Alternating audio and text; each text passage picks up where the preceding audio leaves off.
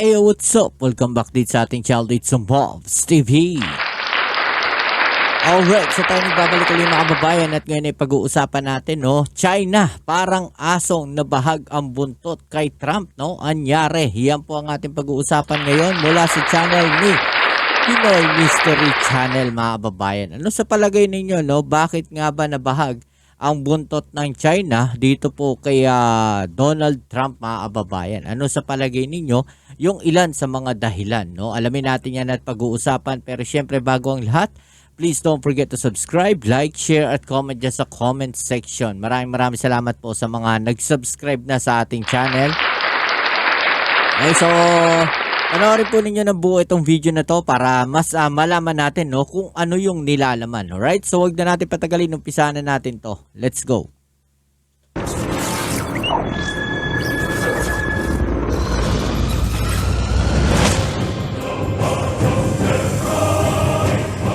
Pagkapanalo ni Donald Trump sa halalan, ikinatuwa ng maraming bansa na kaalyado ng Estados Unidos, pero ikinabahala ng mga kalaban nito. Yun lang. Ang pang-47 Pangulo ng Amerika ay naghirang ng mga miyembro ng susunod na gabinete at halos lahat ay mga may galit sa China. Oh, Mayroon yun ang masaklap dun. Lahat ng pinili niyang gabinete may galit sa China. Talaga namang matatakot itong China at mabibwisit to, no? Dahil nga naman nabawasan sila ng kakampi. Nadagdagan palalo yung mga galit sa kanila, no? na sanksyon ng 2 beses. Yung isa malupit na kritiko ng mga komunista, pati ang gagawing pinuno ng CIA ay isang China hook. Naku, delikado to. CIA, mga kababayan, no? Galit din sa China, mga kababayan. Kontra sa China. Walang duda aalma ang mga inchik at lalaban ng harapan sa Amerika. So, anong karapatan nila para umalma? Parang gusto nilang diktahan yung Amerika, no, na hindi dapat ganun. Dapat ang ilagay ninyo sa gabinete ninyo yung mga pro-China. At dito nga sa Pilipinas, nakikita natin na marami pong pro-China, mga kababayan.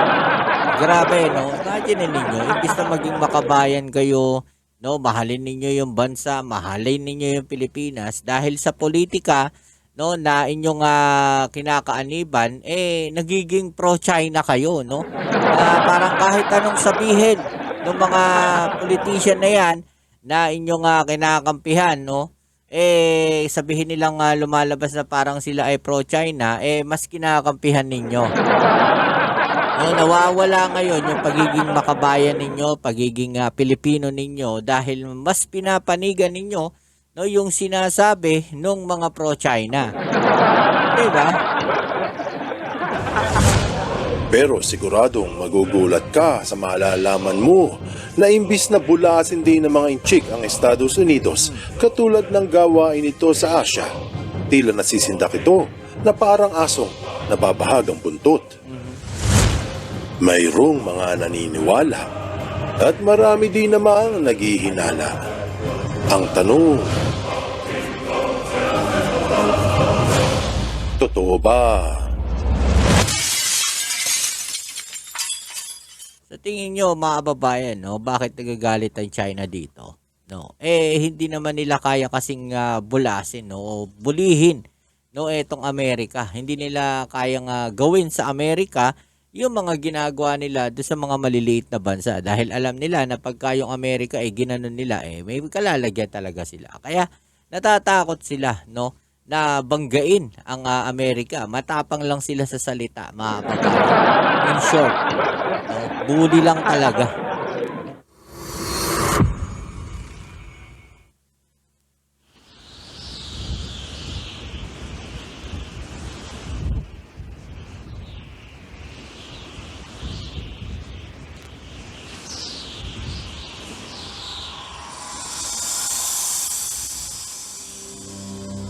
Ang buong mundo ay naghihintay kung ano ang magaganap pag-upo ni Trump sa pagkapangulo ng Amerika.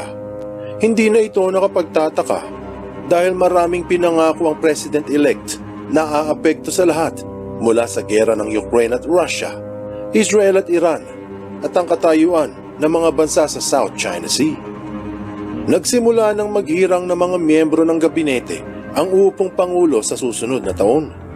Ang bago nitong direktor ng Central Intelligence Agency, ang bagong Foreign Minister, Secretary of State at ang National Security Advisor at marami pang iba.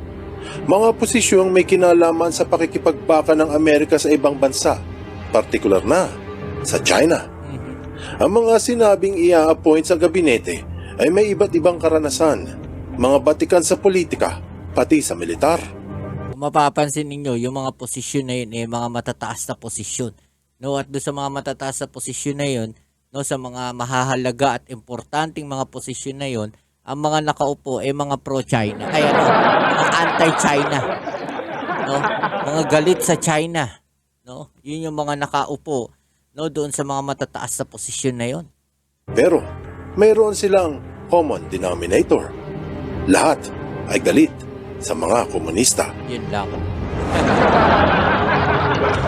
Una, ang magiging ambassador sa United Nations ay si Elise Stefanik. Noong nagkaroon ng pag-hack sa ilang cellphone linggo ng botohan, sinabi ng congresswoman sa kanyang press release bago matapos ang buwan ng Oktubre taong 2024, Communist China's blatant and malicious election interference against the leading candidate for President of the United States, President Donald J. Trump, is absolutely unacceptable.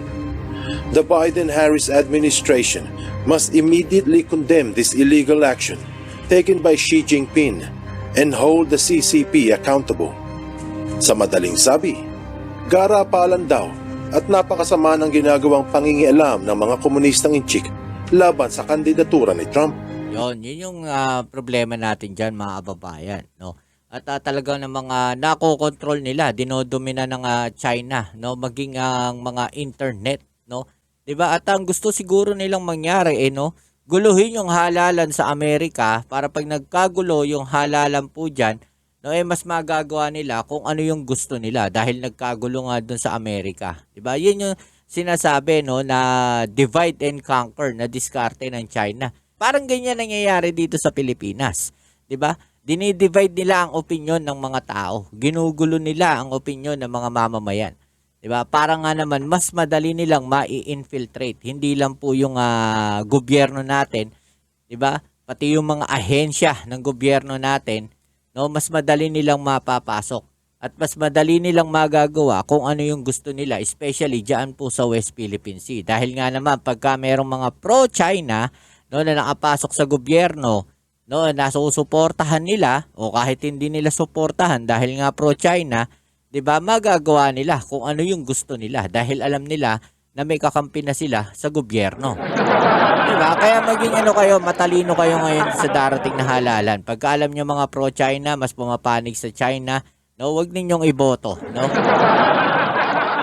Dapat raw na kondemnahin ng administrasyon ang iligal na ginagawa ni Xi Jinping at panagutin ang CCP. Tapos ang uupong National Security Advisor ay si Mike Waltz, isang retired colonel na galit din sa China. Malinaw sa pinahayag ng uupong National Security Advisor na ang paglaganap ng kasalanan ng China at inaakusahang kinukulong ang mga Muslim na Uyghur.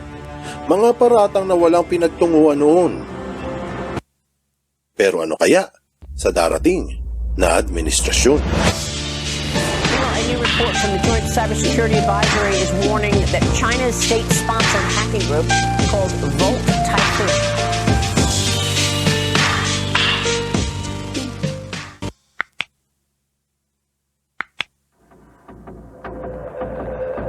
Bukod kay Mike Waltz at Elise Stefanik, isa pa sa mga tumutiligsa sa China ay ang gagawing pinuno ng Central Intelligence Agency o CIA. Sinabi ng The Economic Times na ang pipiliin ni Trump na mamumuno sa CIA ay ang hardliner laban sa China na si John Ratcliffe. Simula pa sa una ay kinikilala nitong kalaban ng mga komunista. Bukod dyan, sinabi nito sa isang op-ed noong taong 2020 na China ang pangunahing peligro sa national security ng Estados Unidos. Estados Unidos. At ang huli, Actually sa buong mundo, no? Peligro yan hindi lang sa Estados Unidos, maging sa buong mundo. Dahil daw nga doon sa mga ginagawang hakbang ng China, di ba? At ni Trump na gawing foreign minister ng Amerika ay ang senador na si Marco Rubio. Ilang beses itong na-sanction ng China at pinagbawalang bumiyahe sa mainland dahil sa mga sinabi nitong nakasisira sa reputasyon ng mga komunista. Katulad ng ibinalita sa South China Morning Post na ipagpapatibay pa ng China Hawk na si Marco Rubio ang mahigpit na posisyon nito hinggil sa Hong Kong. Bukod dyan, maingay din ang senador sa kanyang pagsuporta sa Taiwan at sa issue ng ethnic cleansing sa probinsya ng Xinjiang.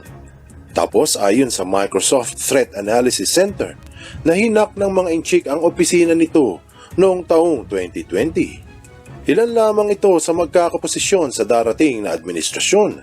Gayunpaman, marami sa Pilipinas na nagsasabi na walang takot na lalabanan ng mga inchik ang pamunuan ni Trump. Sa panayam ng Al Arabiya, heto ang sabi ng matapang na tagapagsalita ng China na si Victor Gao, kilala bilang isang magaling manakot. Because we firmly convinced that better relations between China and the United States is not only possible, but is inevitable. Both China and the United States need to deal with each other with respect and absolutely avoid any deterioration of the relations leading in the direction of confrontation or even war. Ito yung sinasabi natin, no? Malaking gulo, no? O malaking gera yung posibleng mangyari kung sakaling itong China at Amerika ang magbabanggaan na. No? Pagka hindi nagkaayos itong China at Amerika, ay malaking gera talaga ang mangyayari. Di ba? And any problems between us, huge number of them, very serious problems, need to be dealt with in peace and full respect and diplomacy. Maririnig na hindi banta o pananakot ang pahayag ng Wolf Warrior sa magiging gabinete. Kumpiyansa daw siya na magkakaroon ng kapayapaan ang dalawang bansa. Anyari, anong aral ang mapupulot dito? Kung matatandaan, ito ring si Victor Gao ang matapang na sumuporta na pababagsakin ng eroplano ni Pelosi kung bibisita sa Taiwan. Buong loob din itong nagbanta na magkakaroon ng Armageddon sa Australia kung sasali sa gulo ng Taiwan. At walang takot itong nagbabala sa mga taga-Europa hinggil sa kalakalan. Pero ngayon, puro mga kontra sa China ang binubuong gabinete na mukhang may matinding alak. Mukhang lumambot ang pahayag ng mabokang Wolf Warrior. Kapayapaan na lang daw at huwag gera. Kumbaga sa asong palatahol, kung hindi ka tatakbo, bahag pa lang buntot. Bumaligtad na, baga natakot na, nabahag. No, kasi alam nila na matindi, no, etong si Donald Trump, 'di ba? Hindi nila kayang parang ibuli-buli.